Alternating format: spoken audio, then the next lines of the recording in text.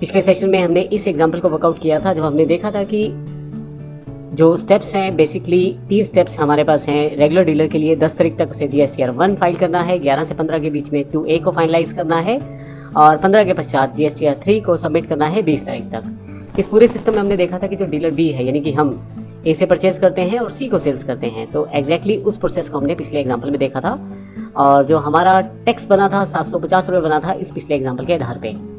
अगर आप इस एग्जाम्पल को क्लियर करना चाहते हैं तो आप पिछला सेशन एक बार देख सकते हैं ताकि आसान हो जाए ये समझना।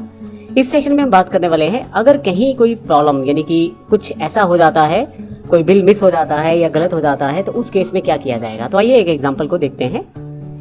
ये एग्जाम्पल विद रेक्टिफिकेशन है। यहाँ हमारे पास 5 स्टेप्स हैं टोटल। सबसे पहले हम डीलर बी हैं, ए से माल परचेज कर रहे हैं और सी को सेल्स कर रहे हैं। सभी डीलर्स के लिए ज़रूरी है कि 10 तारीख तक GSTR 1 फाइल कर दें। अब यहाँ डीलर ए, डीलर बी, डीलर सी तीनों अपने अपनी GSTR 1 यानी कि सेल्स को फाइल कर देते हैं, सेल्स की समरी सबमिट कर देते हैं गवर्नमेंट के पास। इसके पश्चात जैसे ही दूसरे स्टेप की तरफ आते हैं 11 तारीख को डीलर बी के पास 2A अवेलेबल हो जाती है, अर्थात एक तरह से परचेज की डिटेल GSTR 2A। तो ये यहाँ एग्जाम्पल लेते हैं।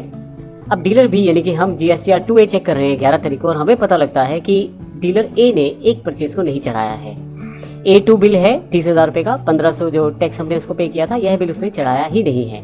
तो ऐसे केस में होगा क्या, मान लीजिए हम यहाँ इस एग्जाम्पल की बात करें तो अभी तक ये हमारा टैक्स जो है, इनपुट टैक्स क्रेडिट जो है वो कम हो जाएगा, 4500 की जगह 3000 रुपये रह जाएगा क्योंकि 1500 ये माइनस हो जाएंगे। तो अल्टीमेटली हमें जो टैक्स भरना पड़ेगा वो 2250 भरना पड़ जाएगा क्योंकि 5250 कलेक्ट किया है, 3000 रुपये हम इनपुट टैक्स क्रेडिट ले रहे हैं तो 2250 हमें पे करना पड़ेगा, तो 1500 रुपये में एक्स्ट्रा पे करना पड़ेगा। ऐसे केस में ये नौबत ना आए कि हम एक्स्ट्रा पे करें क्योंकि हम पहले भी पे कर चुके हैं। तो ऐसे केस में हम 15 तारीख तक GSTR 2 में उन सभी मॉडिफिकेशंस को करेंगे जो हमें लगता है एक गलती के रूप में ए से हो गया है, इंटेंशनली या नॉन इंटेंशनली, जानबूझ के किया गया हो या अनजाने में गलती से हो गया हो। दोनों केसेस में क्योंकि हमारे पास भी पूरी की पूरी परचेज की डिटेल अवेलेबल है तो हम उसको थोड़ा सा मॉडिफाई करते हैं 2A को और GSTR 2 को हम सबमिट करते हैं, यानी कि 2A की जो डिटेल है अगर उसे मॉडिफाई करके सबमिट करें तो वह GSTR 2 बन जाएगी। अब ये तीसरा स्टेप है हमारा। पहले स्टेप में GSTR 1 फाइल हुआ, सेकंड स्टेप में GSTR 2A हमारे सामने आ गया 11 तारीख को और तीसरी सेक्शन में GSTR 2 जो है हमने उसे चेक कर दिया, 15 तारीख को हमने इसे सबमिट कर दिया। अब यहाँ पे 15 से 17 के बीच जो डीलर ए है उस पर यही डिटेल GSTR 1A बनकर जाएगी और उसे ये डिटेल एक्सेप्ट या रिजेक्ट करनी है, अर्थात जो हमने मॉडिफिकेशन किए हैं, जो बिल हमने ऐड किया है उसे एक्सेप्ट या रिजेक्ट करना है। अगर उसने बिल इशू किया है तो उसे एक्सेप्ट करना ही पड़ेगा और अगर वो रिजेक्ट करता है तो गवर्नमेंट की तरफ से भी उसके खिलाफ एक एक्शन लिया जा सकता है, उसका GSTR नंबर तक रिजेक्ट हो सकता है क्योंकि वो ऑलरेडी हमें बिल दे चुका है। अगर आप यहाँ ध्यान दें तो 15 से 17 के बीच अब मुख्यतः डीलर ए के पास जो डिटेल पहुंची है वो वही डिटेल है जो GSTR 2 को हमने मॉडिफाई करके वापस किया है, GSTR 1A के रूप में डीलर ए के पास पहुंच गई है। अब याद रखने का बड़ा आसान सा तरीका है कि जो ए है उसके पास 1 ही रहेगी, GSTR 1 पहले आएगी फिर GSTR 1A आएगी, जबकि बी में यही डिटेल 2A के रूप में आएगी फिर 2 के रूप में आएगी।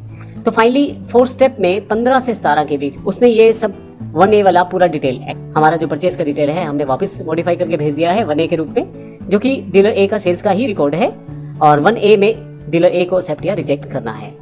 तो फाइनली वो इसे एक्सेप्ट या रिजेक्ट करेगा, नॉर्मल सर्कमस्टांसेस में एक्सेप्ट करेगा और फाइनली 20th को हमें GSTR 3 सबमिट करना है। अभी तक यदि हम देखें तो हमारी लाइबिलिटी 2250 रुपये बन चुकी है, लेकिन जैसे ही वो एक्सेप्ट करता है तो कुछ इस तरह का सिनेरियो हो जाएगा जिसमें हमें केवल 750 रुपये पे करने हैं। 20 तारीख तक हम GSTR 3 को फाइल कर देंगे और हम GSTR 3 का जो पेबल टैक्स है 750 रुपये, क्योंकि आउटपुट टैक्स में से इनपुट टैक्स घटा दिया गया है तो 750 रुपये का डिफरेंस है जो हमारी लाइबिलिटी है और हम उसे पे कर देंगे। तो इस तरह से हम आसानी से अपनी टैक्स लाइबिलिटी को सबमिट कर सकते हैं।